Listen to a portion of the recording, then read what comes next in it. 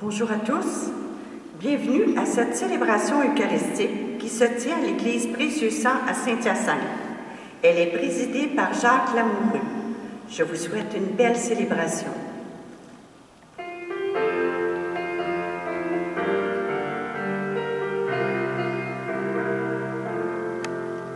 Tu es là au cœur de nos vies, et c'est toi qui nous fais vivre.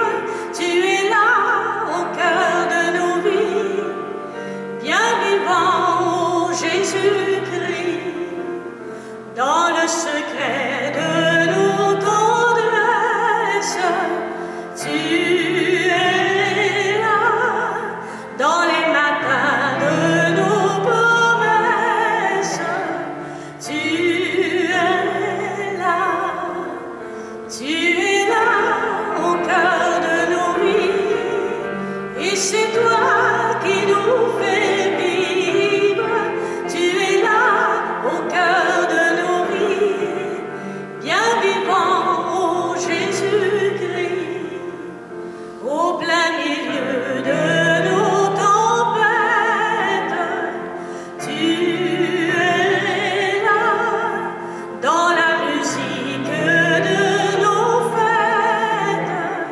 Tu es là au cœur de nos vies, et c'est toi qui nous fais vivre. Tu es là au cœur de nos vies, bien vivant, ô Jésus-Christ.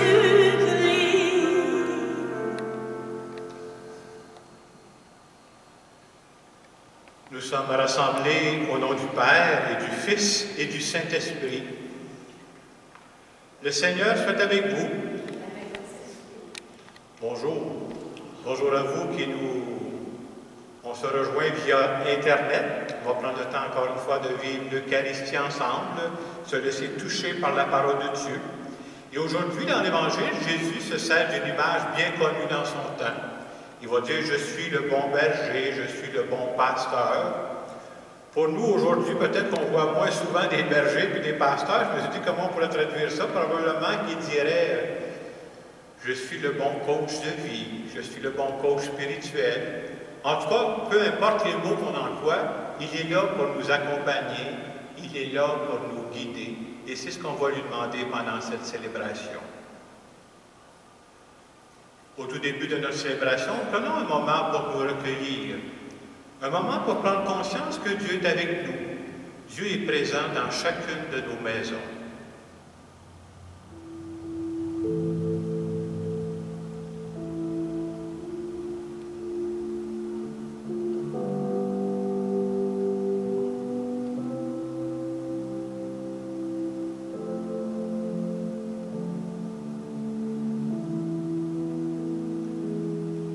Seigneur Jésus, tu avais le souci des personnes. Pour toutes les fois où je suis tellement centré sur moi que j'oublie les autres, je veux te demander pardon. Seigneur, prends pitié.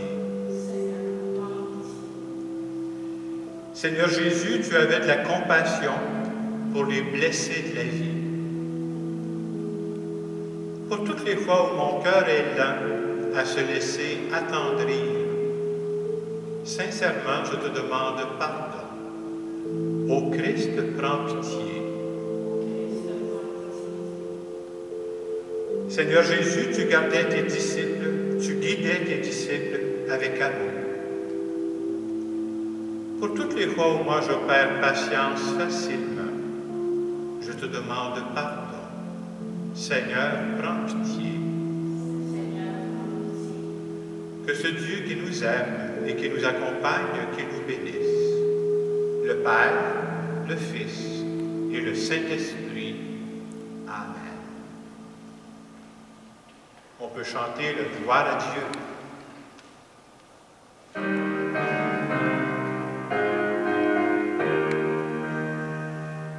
Gloire à Dieu au plus haut des cieux, paix sur les terres au peuple qu'il aime. Gloire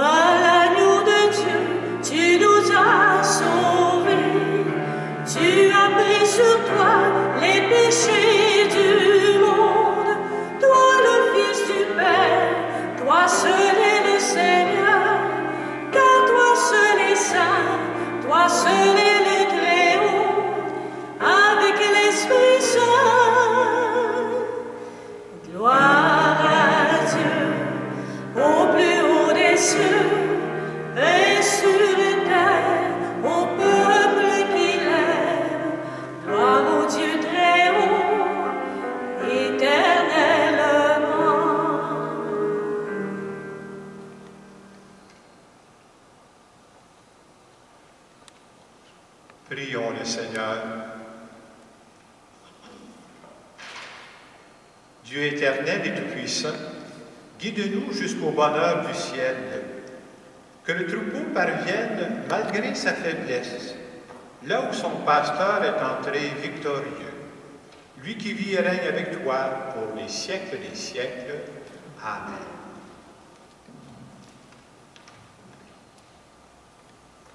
Lecture du livre des Actes des Apôtres. Le jour de la Pentecôte, Pierre, debout avec les 11 autres apôtres, éleva la voix et fit cette déclaration. Que toute la maison d'Israël le sache donc avec certitude. Dieu l'a fait Seigneur et Christ, ce Jésus que vous aviez crucifié. Les auditeurs furent touchés au cœur. Ils dirent à Pierre et aux autres apôtres, « Frères, que devons-nous faire? » Pierre leur répondit, « Convertissez-vous et que chacun de vous soit baptisé au nom de Jésus-Christ pour le pardon de ses péchés. Vous recevrez alors le don du Saint-Esprit, car la promesse est pour vous, pour vos enfants et pour tous ceux qui ont, de loin, aussi nombreux que le Seigneur notre Dieu les appellera. » Par bien d'autres paroles encore, Pierre les adjurait et les exhortait en disant, « Détournez-vous de cette génération tortueuse et vous serez sauvés. » Alors ceux qui avaient accueilli la parole de Pierre furent baptisés. Ce jour-là, environ 3000 personnes se joignirent à eux. Parole du Seigneur. Ensemble, le Seigneur est mon berger, rien ne saurait me manquer. Le Seigneur est mon berger, je ne manque de rien. Sur des bris d'herbes fraîches, il me fait reposer. Le Seigneur est mon berger, rien ne saurait me manquer. Il me mène vers les eaux tranquilles et me fait revivre. Il me conduit par le juste chemin pour l'honneur de son nom. Le Seigneur est mon berger, rien ne saurait me manquer. Si je traverse les ravins de la mort, je ne crains aucun mal, car tu es avec moi. Ton bâton me guide et me rassure. Le Seigneur est mon berger, rien ne saurait me manquer. Tu prépares la table pour moi devant mes ennemis. Tu répands le parfum sur ma tête, ma coupe est débordante. Le Seigneur est mon berger, rien ne saurait me manquer. Grâce et bonheur m'accompagnent tous les jours de ma vie. J'habiterai la maison du Seigneur pour la durée de mes jours. Le Seigneur est mon berger, rien ne saurait me manquer.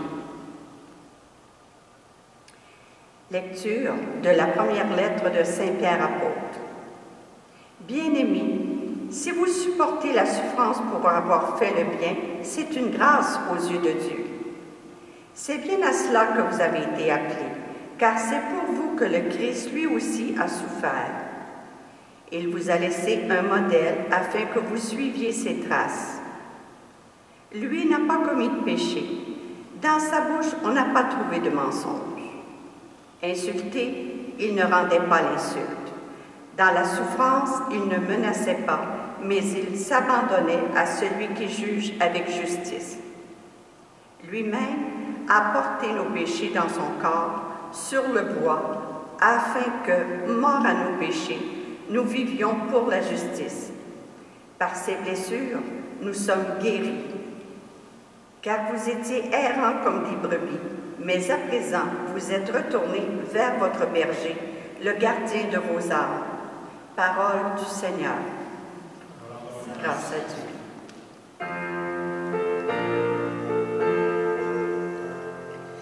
Alléluia.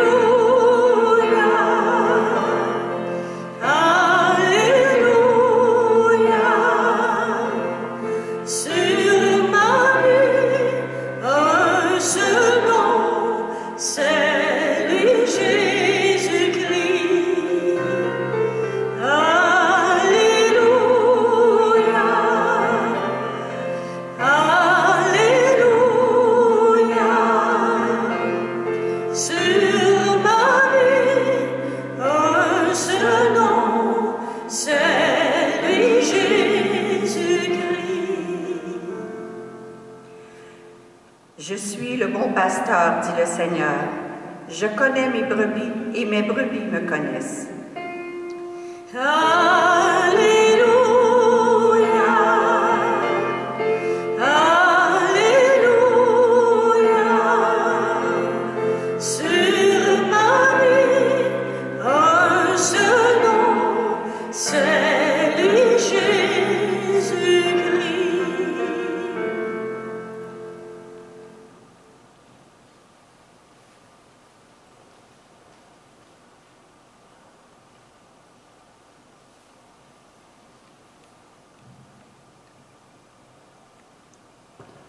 Le Seigneur soit avec vous. Évangile de Jésus-Christ selon saint Jean.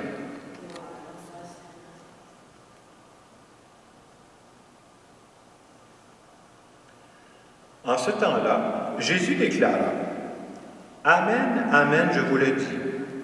Celui qui entre dans l'enclos des brebis sans passer par la porte, mais qui escalade par un autre endroit, celui-là est un voleur et un bandit.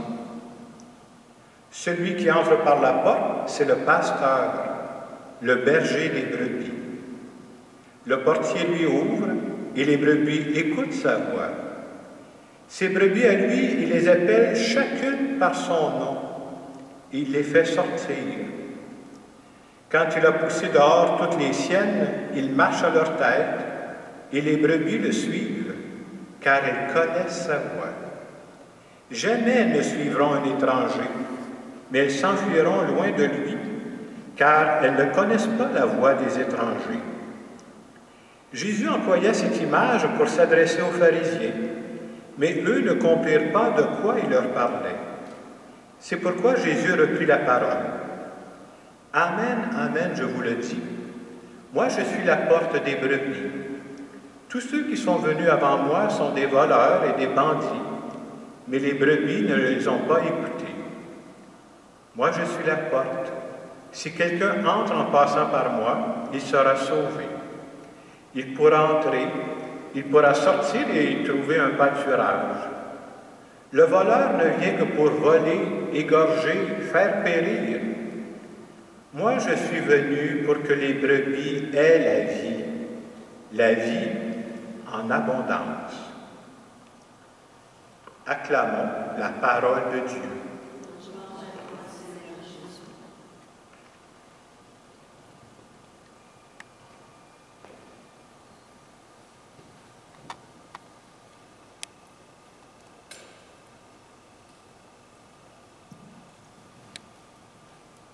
Je continue aujourd'hui la série d'homélies qui a pour titre « Face à face avec Jésus ». Alors, pendant cette série d'homélies, on voit différents personnages bibliques qui rencontrent Jésus ressuscité face à face, et ça vient bouleverser leur vie. Et ce qu'on veut se rappeler pour nous autres dans cette série d'homélies, c'est que nous autres, on a la possibilité de le rencontrer aussi. On croit qu'il est encore vivant, qu'il est parmi nous. Et entre autres, quand je prends des moments pour le rencontrer, dans des moments de prière, moi aussi, ça peut avoir un impact important dans ma vie. Quel genre d'impact? Je pense que le fait d'être plus proche de Dieu, ça vient changer ma façon de regarder la vie.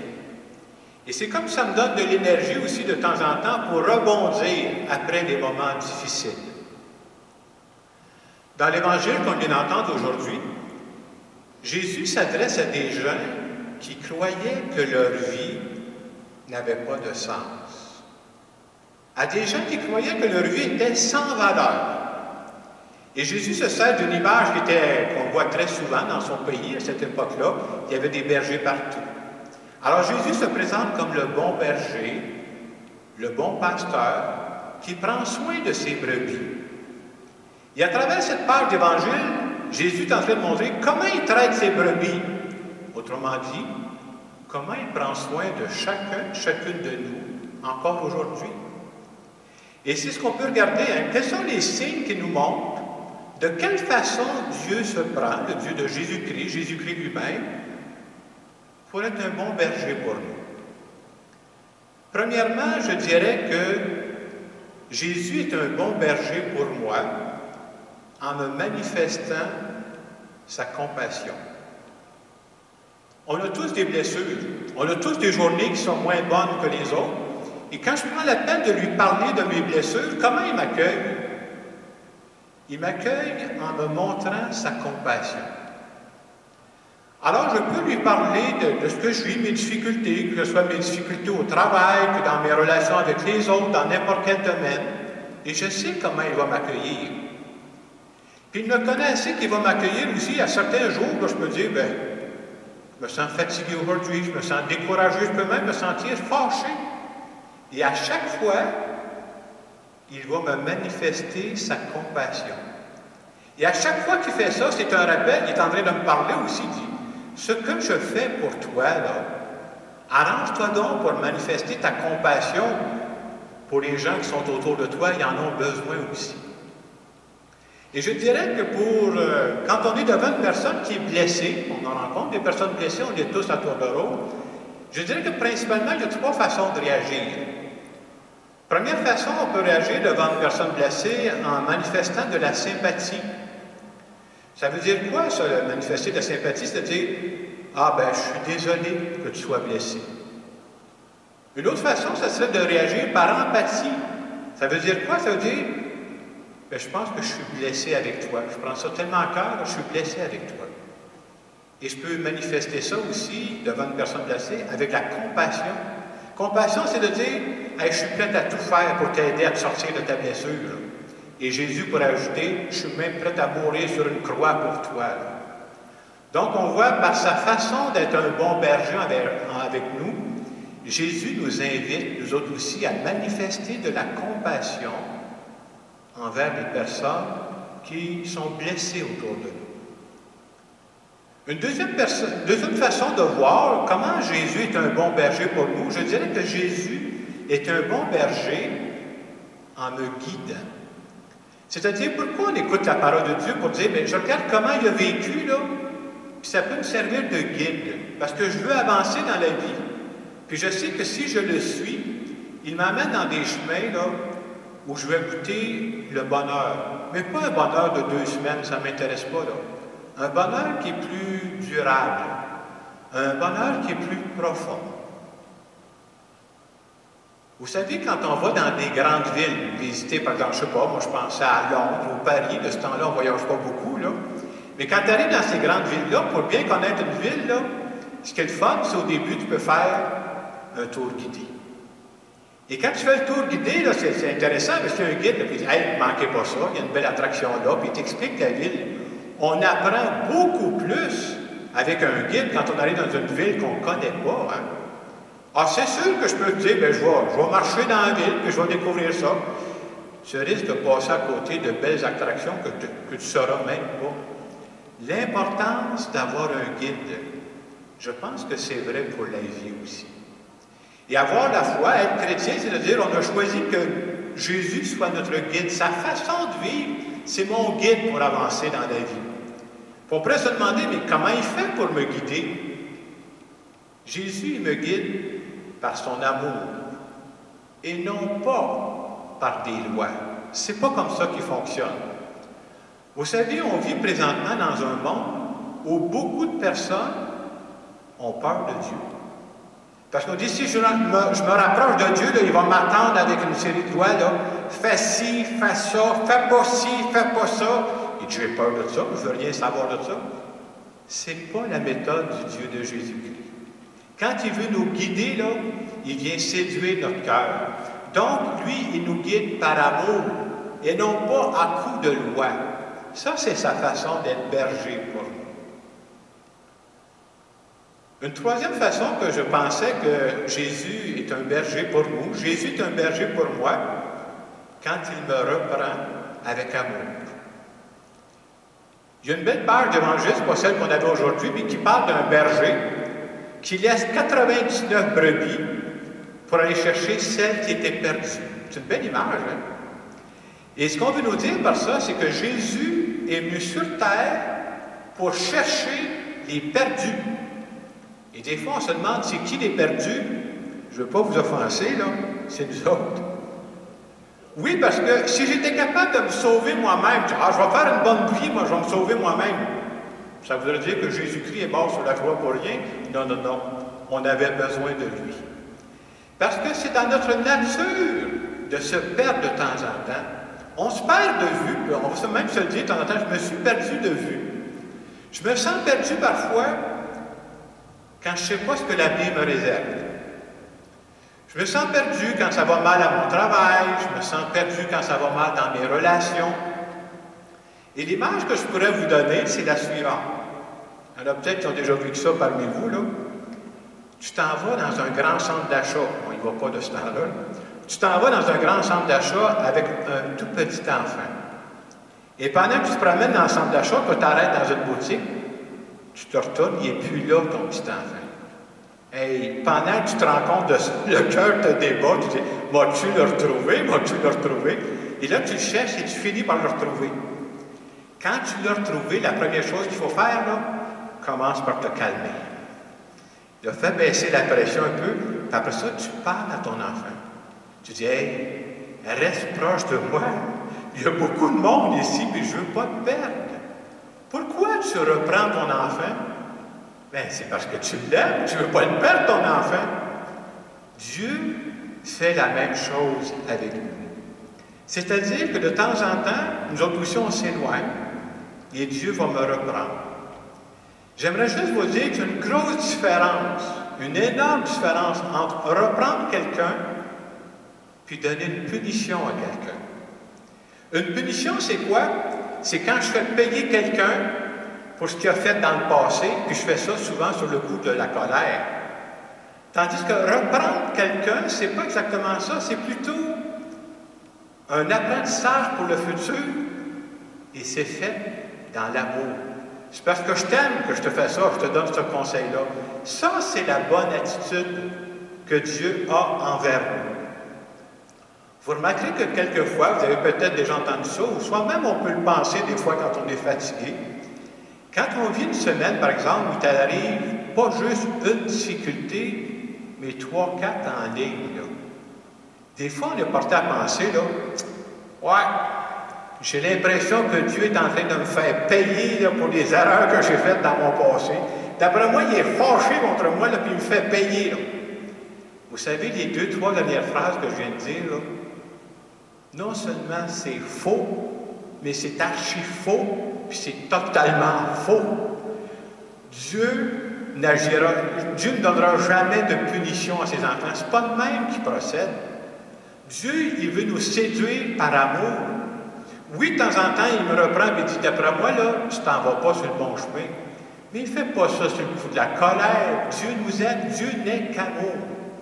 Et on pourrait même ajouter que Dieu, c'est celui qui, de temps en temps, je me perds, moi, dans des pétrins. Là. Dieu, c'est celui qui est toujours prêt à me tendre la main pour me sortir de mes pétrins. Et cette semaine, je pensais à ça.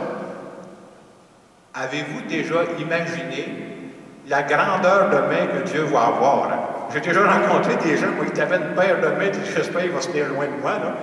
Dieu doit avoir une paire de mains. Alors, quand il nous prend, hey, on peut y faire confiance, il ne nous lâchera pas, il ne nous laissera pas tomber. Alors, voilà pour moi le message que je retiens en fin de semaine avec cette belle image que Dieu, Jésus est un berger, un bon pasteur. Et si vous voulez, maintenant, on va lui prendre un moment pour se recueillir et se faire une prière en notre nom pour lui dire qu'on a besoin de lui.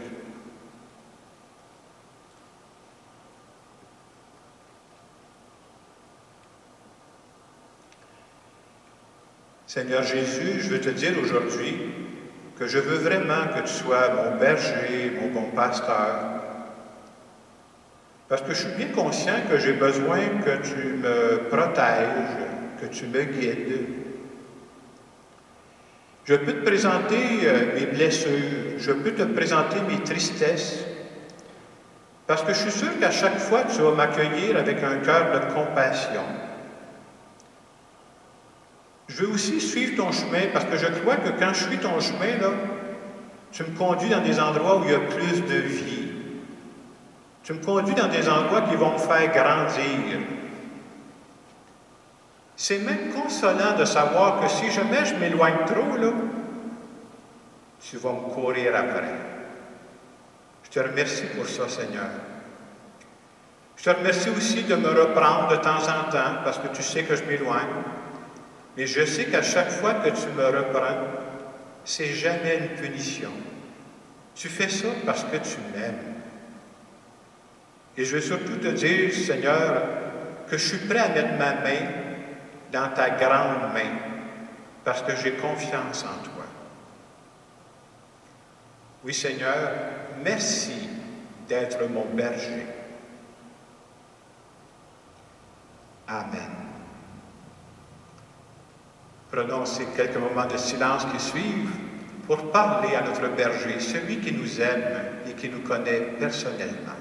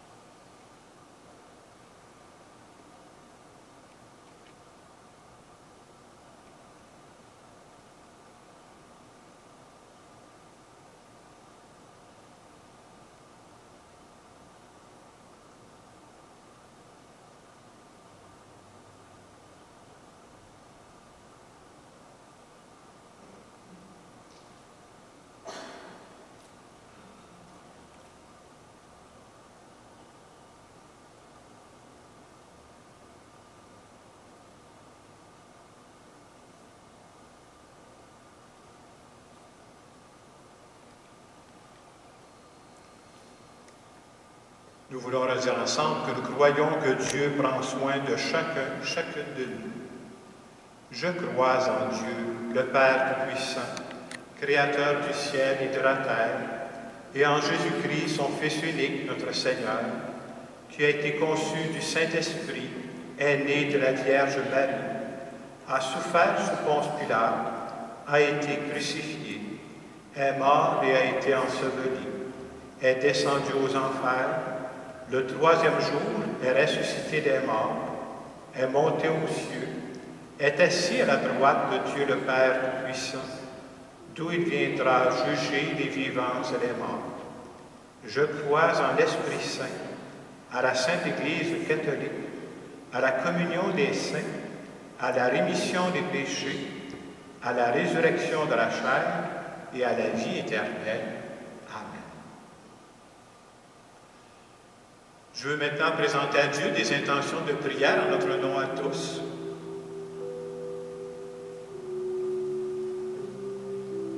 Premièrement, j'aimerais aujourd'hui qu'on prie pour les personnes âgées qui sont touchées d'une façon spéciale par cette pandémie. Que tu leur donnes, Seigneur, du courage et de la paix.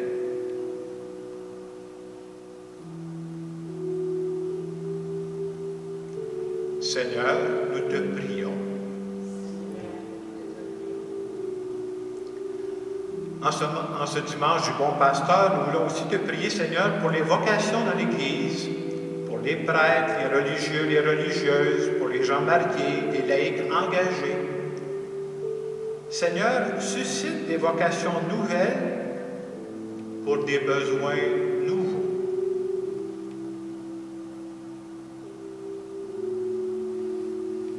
Seigneur, nous te prions. Nous te prions aussi, Seigneur, pour tout le personnel médical qui se dévoue auprès de nos malades.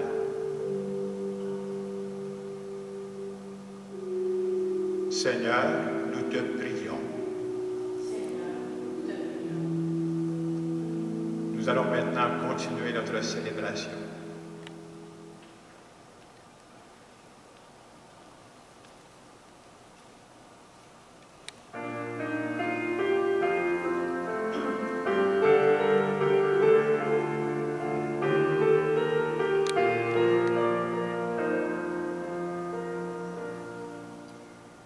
Tout ce que je suis, tout ce que je vis, voici que je l'offre avec ce pain, Seigneur. Tout ce qui est bon, ce qui est moins bon, voici que je l'offre avec ce pain, Seigneur.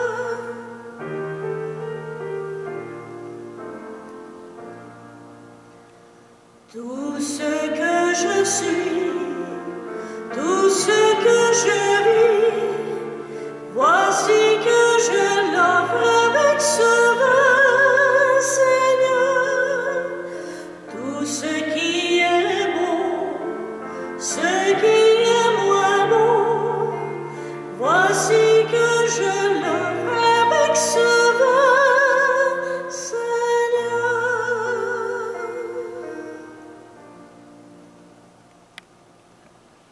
Prions ensemble au moment d'offrir le sacrifice de toute l'Église. Pour la gloire de Dieu, le salut du monde. Donne-nous, Seigneur, de te rendre grâce toujours par ces mystères de Pâques. Il continue en nous ton œuvre de rédemption, qui nous soit une source intarissable de joie. Par Jésus, le Christ, notre Seigneur. Le Seigneur soit avec vous. Élevons notre cœur. Rendons grâce au Seigneur, notre Dieu. Vraiment, il est juste et il est bon de te glorifier, Seigneur, en tout temps, mais plus encore en ces jours où le Christ, notre Pâque, a été immolé. Quand il livre son corps sur la croix, tous les sacrifices de l'Ancienne Alliance parviennent à leur achèvement. Et quand il s'offre pour notre salut, il est à lui seul l'autel, le prêtre et la victime. C'est pourquoi le peuple des baptisés, rayonnant de la joie pascale, exulte par toute la terre, tandis que les anges dans le ciel chantent sans fin l'hymne de ta gloire.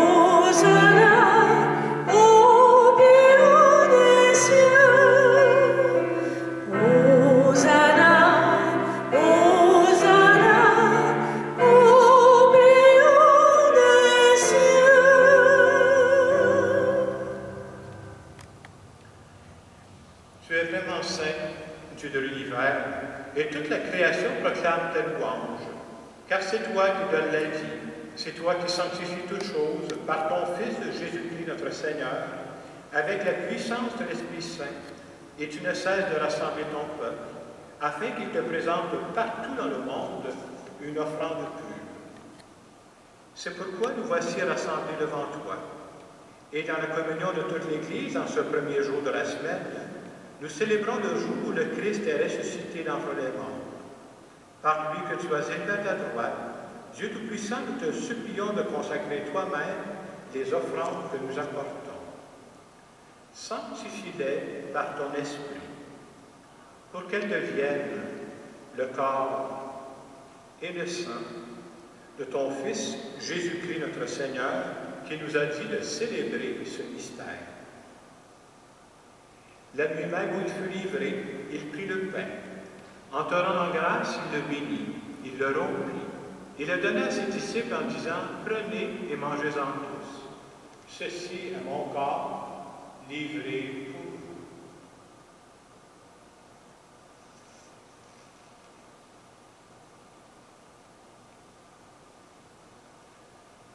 De même, à la fin du repas, il prit la coupe.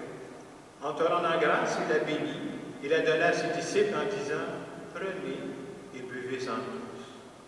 Car ceci est la coupe de mon sang, le sang de l'alliance nouvelle et éternelle, qui sera versé pour vous et pour la multitude en rémission des péchés. Vous ferez cela en mémoire de moi.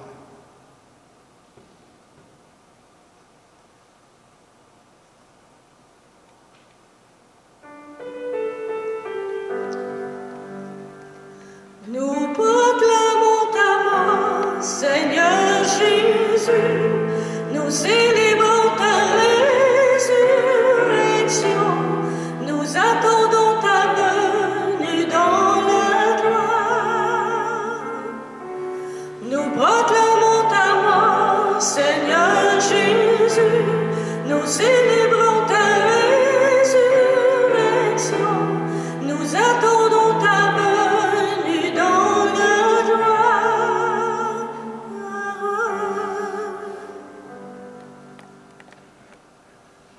En faisant mémoire de ton Fils, de sa passion qui nous sauve, de sa glorieuse résurrection et de son ascension dans le ciel, alors que nous attendons son dernier événement, nous présentons cette offrande vivante et sainte pour te rendre grâce. Regarde, Seigneur, le sacrifice de ton Église et daigne reconnaître celui de ton Fils qui nous a rétablis dans ton alliance. Quand nous serons nourris de son corps et de son sang et remplis de l'Esprit Saint, accorde-nous d'être un seul corps et un seul esprit dans le Christ. Que l'Esprit Saint fasse de nous une éternelle offrande à ta gloire, pour que nous obtenions un jour les biens du monde à venir, auprès de la Vierge Marie, la bienheureuse Mère de Dieu, Saint Joseph, son époux, avec les apôtres, les martyrs et tous les saints qui ne cessent d'intercéder pour nous. Et maintenant, nous te supplions, Seigneur, par le sacrifice qui nous réconcilie avec toi, étends au monde entier le salut et la paix. Affermis la foi et la charité de ton Église au long de son chemin sur la terre.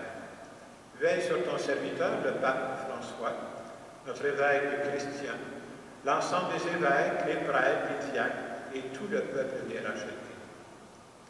Écoute les prières de ta famille assemblée devant toi et ramène à toi, Père très aimant, tous tes enfants dispersés.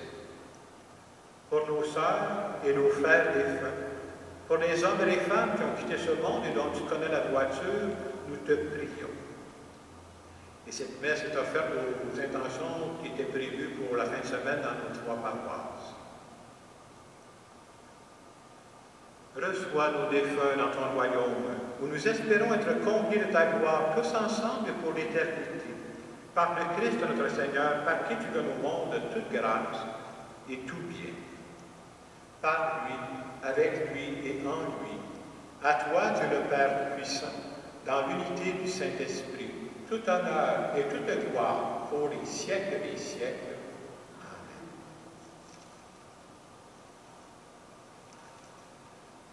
Dans l'Évangile d'aujourd'hui, Jésus se présente comme le bon berger.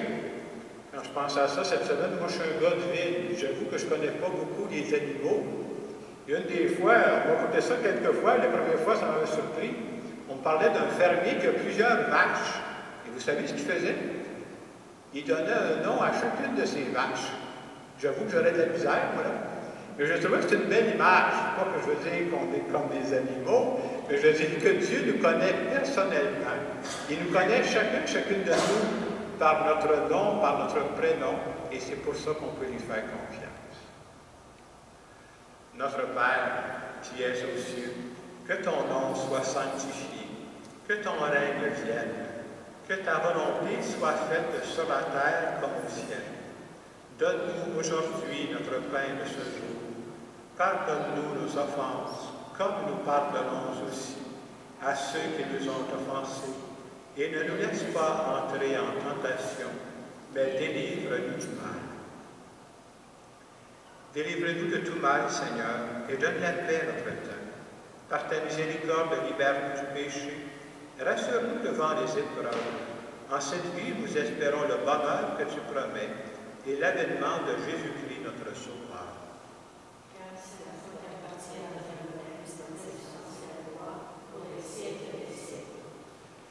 Seigneur Jésus-Christ, tu as dit à tes apôtres, je vous laisse la paix, je vous donne ma paix. Ne regarde pas nos péchés, mais la foi de ton Église. Pour que ta volonté s'accomplisse, donne-lui toujours cette paix et conduis-la vers l'unité parfaite, toi qui règnes pour les siècles des siècles. Et que la paix du Seigneur soit toujours avec vous. Et avec votre esprit.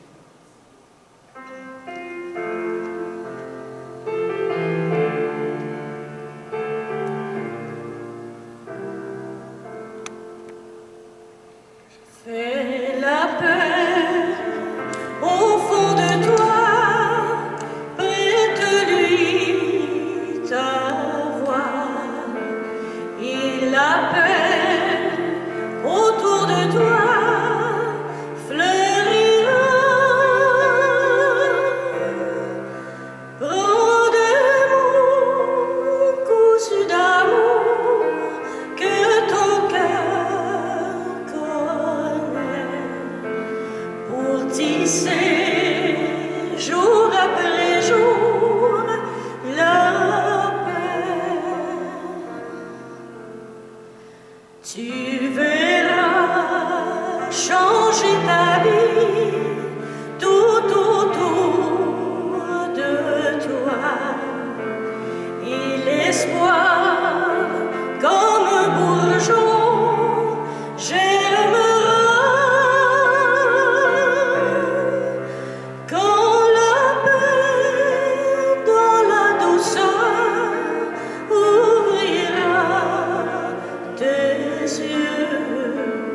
Tu sauras qu'elle vient du cœur de Dieu.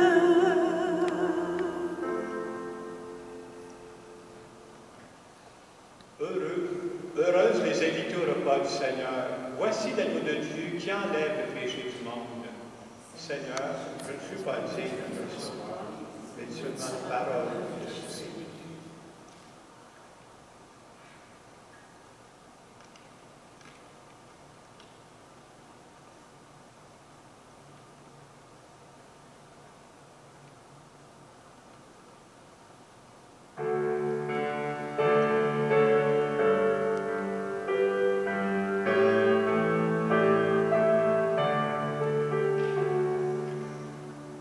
Ave Maria.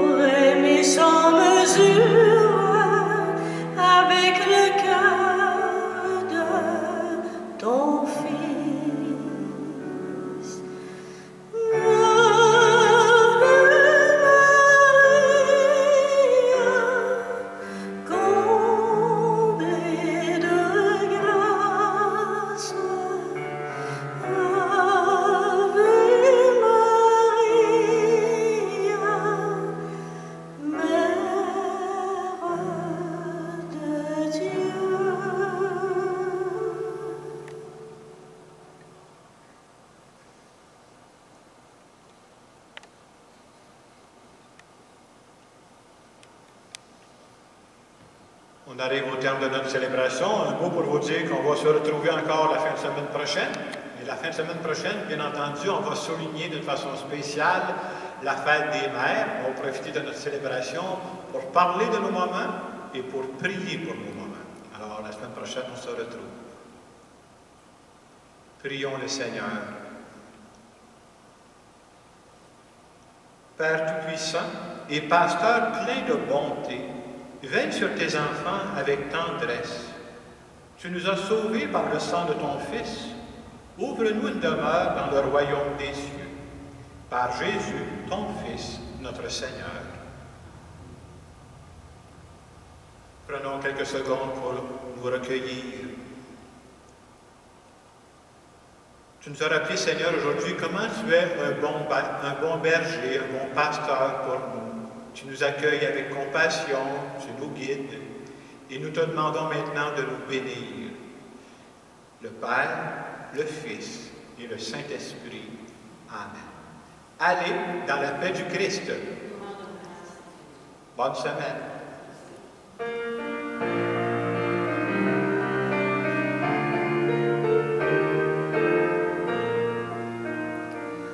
Tous ensemble, il me semble, on pourrait changer le monde de jour en jour, de cœur en cœur, par des gestes d'amour. Tous ensemble,